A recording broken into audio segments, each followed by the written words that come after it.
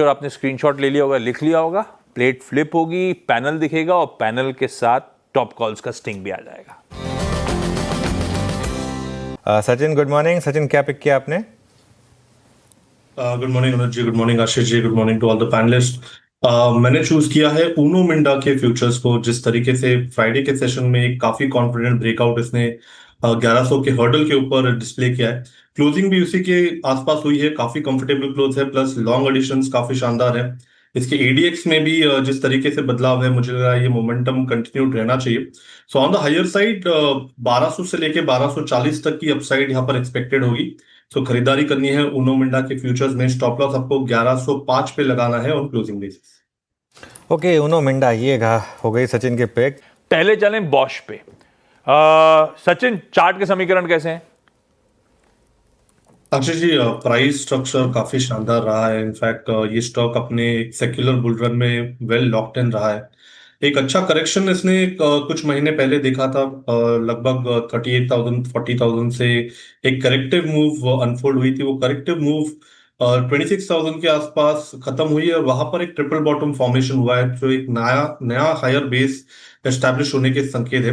And वहां से जो एक सीक्वेंस चल रही है, मुझे लग रहा है ये लगभग अराउंड 36,000 37,000 को वापस रिविजिट करेगी। तो आई थिंक डेफिनेटली अपने पोर्टफोलियो में इस पर्टिकुलर स्टॉक को होल्ड करना चाहिए।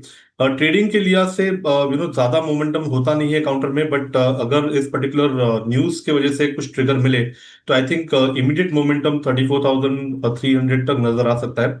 सो मोमेंटम चेज भी किया जा सकता है। स्टॉप लॉस आपको 31,260 पे लगाना है ऑन क्लोजिंग बेसिस एंड खरीदारी करने की ही सलाह होगी from a trading perspective as well as investment perspective. हाँ, ये हो गई बॉश, खरीदारी करने की सलाह। खबर भी बढ़िया है। ओके सचिन, आपका पिक? अनुज जी, मुझे लग रहा है यहाँ पर फार्मा में, हेल्थ केयर फार्मा में ध्यान देना चाहिए। वहां पर मुझे लग रहा है लॉरस लैब में एक fresh all time high breakout हुआ है। एंड जिस तरीके से डेटा है प्लस पैटर्न है, मुझे लग रहा है ये मोमेंटम और भी कंटिन्यूड होना चाहिए। ट्रेडिंग टारगेट यहाँ पर होगा अराउंड 745 का, सेकंड टारगेट होगा अराउंड 810 का। सो 100 पॉइंट की रैली नजर आ रही है, तो यहाँ पर मोमेंटम चेस करने की सलाह होगी। स्टॉप लॉस आपको यहाँ से 699 पे लगाना है ऑन क्लोजिंग बेसिस। ओके, तो यहाँ पे लॉरस लैब भी वाकई इसने एक बहुत स्ट्रॉन्ग रिवर्सल लिया था मेरे ख्याल से वेडनेसडे क्लोज में, देन थर्सडे, फ्राइडे और मंडे आज। महत्वपूर्ण बात यह है कि जून के हाई को काट दिया 690.95। और जियो फाइनेंस, एक बार जियो फाइनेंस पे व्यू लेते हैं। रचना जी, जियो फाइनेंस पर, अच्छा सॉरी, सचिन आपसे व्यू लेते हैं। जियो फाइनेंस पे कोई व्यू होगा क्या? अनुज जी, काफी शानदार चार्ट स्ट्रक्चर है। मुझे लग रहा है ये स्टॉक अपने पोर्टफोलियो का पार्ट जरूर होना चाहिए। एक काफी कॉन्फिडेंट डबल बॉटम फॉर्मेशन इसने बनाया था लगभग अराउंड 205 के लेवल के आसपास। एंड वहां से जो सीक्वेंस यहाँ पर अनफोल्ड हुई है, मुझे लग रहा है उसका जो ऑनगोइंग लेग है वो लगभग अराउंड 370 तक भी एक्सटेंड होना चाहिए। मोमेंटम के लिहाज से थोड़ा सा कंसोलिडेशन हो सकता है, बट 320 310 ये अच्छा सपोर्ट है जहां पर बाइंग रिकमेंडेड होगी इवन ऑन डिक्लाइंस। तो यहाँ पर अगर किसी की एग्जिस्टिंग लॉन्ग पोजीशन है तो 310 के स्टॉप लॉस के साथ रिटेन करने की सलाह होगी। रिव्यू जोन पहला होगा अराउंड 355 के आसपास, सेकंड टारगेट होगा अराउंड 375। ओके सचिन, आपके पास एक कॉल है अपेरेंटली।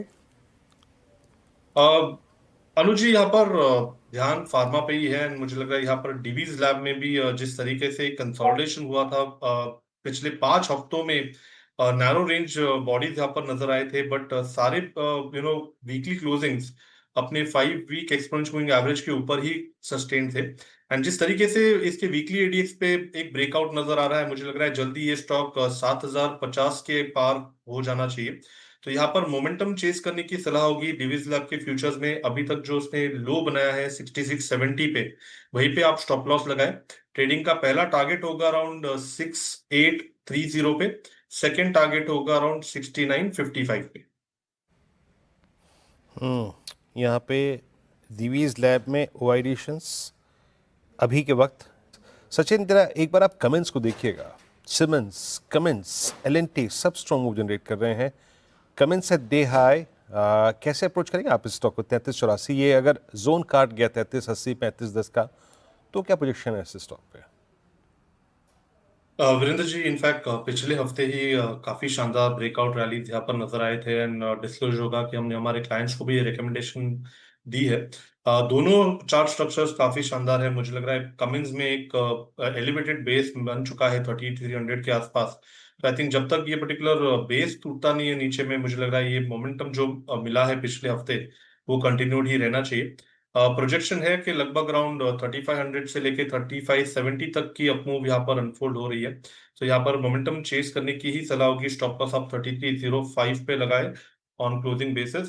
एंड जहां तक एल का सवाल है, मुझे लग रहा है थोड़ा सा यहाँ पर कंसोलिडेशन हो रहा है, बट जिस तरीके से वीकली चार्ट प्लेस्ड है, मुझे लग रहा है ये भी स्टॉक जल्दी 3880 के आसपास का स्विंग बनाना चाहिए। तो यहाँ पर भी जो एक गैप मिला था फ्राइडे के सेशन में, आई थिंक उस गैप के स्टॉप लॉस के साथ लॉन्ग पोजीशंस आपको मेंटेन करने चाहिए। स्टॉप लॉस आप लगभग अराउंड 3685 पे लगाए एंड मोमेंटम चेस करने की सलाह होगी 3880 के पोजिशनल टारगेट के लिए। ओके, चलिए अभी काम करते हैं। आते हैं सचिन जी के पास आज की कैश कॉल के लिए। सचिन जी, क्या पिक कर रहे हैं आप? वीरेंद्र जी, मुझे लग रहा है फार्मा पे ध्यान देना है। वहां पर जुबिलेंट फार्मोवा में जिस तरीके से प्राइस स्ट्रक्चर है, डेली चार्ट पे एक काफी शानदार बुलिश फ्लैग फॉर्मेशन है। इसका ब्रेकआउट ऑलरेडी पिछले हफ्ते में हुआ था, वहीं पे मुझे लग रहा है फॉलो थ्रू एक्शन आ रही है। सो 1265 एक इंट्राडे टारगेट हो सकता है। 1385 के पोजिशनल टारगेट के लिए मुझे लग रहा है यहाँ पर मोमेंटम चेस करना चाहिए। स्टॉप लॉस आपको यहाँ से लगभग अराउंड 1160 पे लगाना है ऑन क्लोजिंग बेसिस एंड खरीदारी करने की सलाह होगी जुबिलेंट फार्मोवा के फ्यूचर काउंटर में। ओके, चलिए। और जो मैं आज सुबह की आपको वो जो एफएडओ पल्स बता रहा था, जिसमें सीमेंट में बहुत अच्छी शॉर्ट कवरिंग का फेज था, सचिन जी से बात करते हैं इस पर। सचिन जी, एक बार पहले भी आपने अल्ट्राटेक सीमेंट पे बहुत अच्छी कॉल ली थी, इंट्राडे में बहुत अच्छा मूव देखी गई थी। जुलाई 2024 से लेकर अब तक की पूरी ट्रेजेक्ट्री, साल भर की ट्रेजेक्ट्री क्रॉस होने को तैयार। अभी it's a good point two chase UltraTech cement, या फिर किसी कूलिंग ऑफ का इंतजार करें? क्योंकि लास्ट वीक बड़ा मूव था इसमें, तो नो डाउट कि थोड़ा सा ओवरबॉट होगा ये। क्या व्यू है आपका अल्ट्राटेक सीमेंट पे इस वक्त? वीरेंद्र जी, अगर हम प्राइस एक्शन को देखें तो पिछले लगभग 5 दिनों से लगातार यहाँ पर एक स्ट्रॉन्ग गैप अप हुई है। उसके बाद भी मोमेंटम यहाँ पर कंटिन्यूड रहा है। एंड अभी भी अगर हम इसके आरएसआई की रीडिंग देखें तो जरूर यहाँ पर एक ओवरबॉट स्टेट है।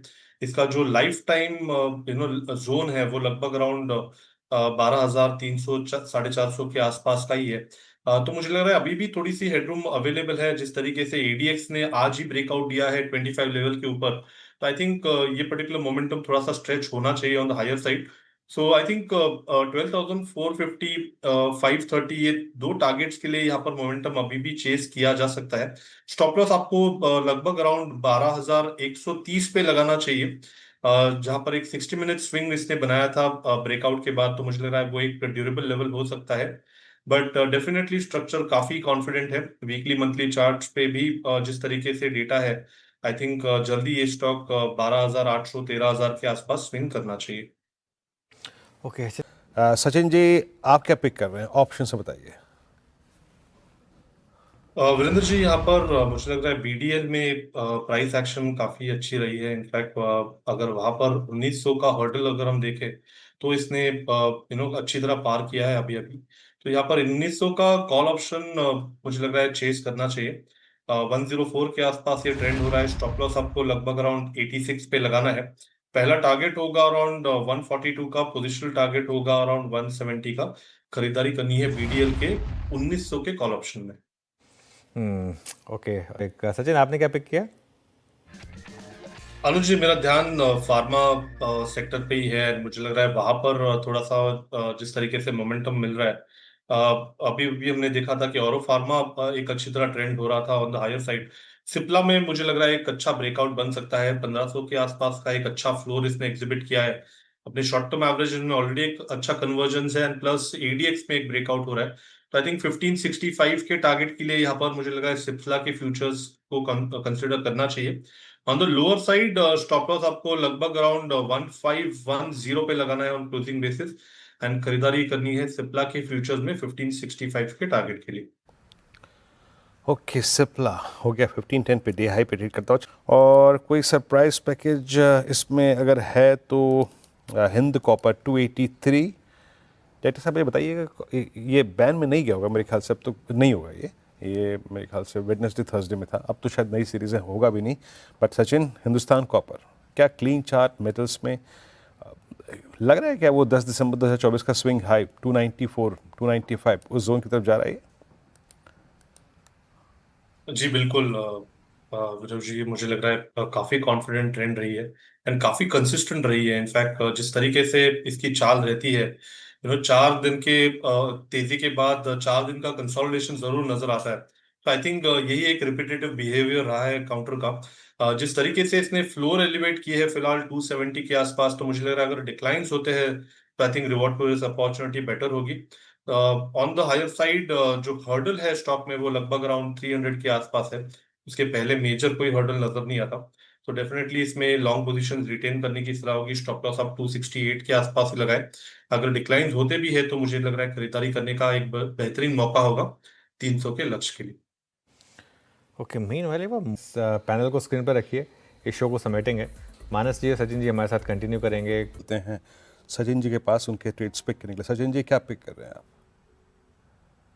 वीरेंद्र जी, यहाँ पर life insurance corporation of India, इसका मुझे लग रहा है फ्यूचर्स होल्ड करना चाहिए। एक काफी अच्छा राइजिंग थ्री फॉर्मेशन है वीकली चार्ट पे एंड प्लस 940 960 के जोन में इसने अच्छा एक कंसोलिडेशन एग्जिबिट किया था। उस कंसोलिडेशन से आज ब्रेकआउट हुआ है। जिस तरीके से डेटा है मुझे लग रहा है ये रैली लगभग अराउंड 1010 तक एक्सटेंड होगी। तो यहाँ पर ओपन लो के नीचे ही आपको स्टॉप लॉस लगाना है। 954 का ओपन लो है, सो 953 के स्टॉप लॉस के साथ यहाँ पर मोमेंटम चेस करने की सलाह होगी 1010 के टारगेट के लिए। जो सेकंड स्टॉक मेरे रेडार पे आया है वो है करूर वैश्य बैंक का। एक अच्छी वर्टिकल रैली यहाँ पर ऑनगोइंग है एंड जिस तरीके से अभी भी इसके आरएसआई की प्लेसमेंट है, कहीं पर भी डाइवर्जेंस के साइन नहीं है। एक काफी शानदार ब्रेकआउट इसने 240 लेवल के आसपास डिस्प्ले किया था। एक काफी बड़ा राउंडिंग बॉटम फॉर्मेशन था। उसके प्रोबेबल टारगेट्स लगभग अराउंड 285 के आसपास प्लेस्ड है। तो मुझे लग रहा है ये जो मोमेंटम मिला है वो लगभग वहां तक एक्सटेंड होना चाहिए। सो 285 के टारगेट के लिए अभी भी यहाँ पर लॉन्ग पोजीशंस बनाने की सलाह होगी। स्टॉप लॉस आप 260 पे भी लगा सकते हैं on closing basis. Okay, Karur Vysya bank का। सचिन, इंश्योरेंस स्पेस में कोई और स्टॉक पसंद आ रहा है आपको? अनुज जी, पिछले हफ्ते में 10 के दमदार में हमने एचडीएफसी लाइफ के सेटअप को डिस्कस किया था। वहां पर मुझे लग रहा है 830 का हमने एक टारगेट दिया था। लगभग 796 का एक हर्डल था 800 के आसपास, वो ब्रेक करने की कोशिश करा था, इसलिए हमने उसे मार्क किया था। मुझे लग रहा है यहाँ पर अभी भी मोमेंटम बरकरार रहना चाहिए। इसके भी अगर हम डेटा को देखें तो एक शानदार रैली के बावजूद इसके एडीएक्स में अभी अभी ब्रेकआउट हुआ है। तो आई थिंक ये डायरेक्शनल मोमेंटम प्ले कंटिन्यूड ही रहना चाहिए। स्ट्रेंथ के लिहाज से 830 पहला टारगेट होगा, बट पोजिशनली मुझे लग रहा है ये रैली लगभग अराउंड 880 तक भी एक्सटेंड हो सकती है। सो जरूर अपनी पोजीशंस को रिटेन करें and on a closing basis I think 796 एक ड्यूरेबल बेस बन चुका है अभी, तो वहीं पर अपने स्टॉप लॉसेस ट्रेल करें। Okay, mean while clear. और स्टॉक जो है अब डे हाई पर, निफ्टी वापस थोड़ा नीचे आया। जैसा हम कह रहे थे, एक बार तो डे लो डिफेंड हुआ फ्राइडे का, अब सेकंड बार शायद वहाँ पर अगर उसको टेस्ट करने जाएंगे, नहीं तब देखते हैं वो बचेगा या नहीं। और एक चीज़, इंडिया विक्स देखिए आप एक बार, आज बहुत दिनों के बाद इंडिया विक्स में थोड़ा सा उछाल है। और इवन डॉलर रुपी यहाँ पर भी थोड़ा सा इसमें आपको वीकनेस दिखाई देगी। चलिए शो को समेट लेंगे। इस ब्रेक के बाद श्रेय और कंचन आपके लिए लेकर आएंगे ट्रेडर्स हॉटलाइन।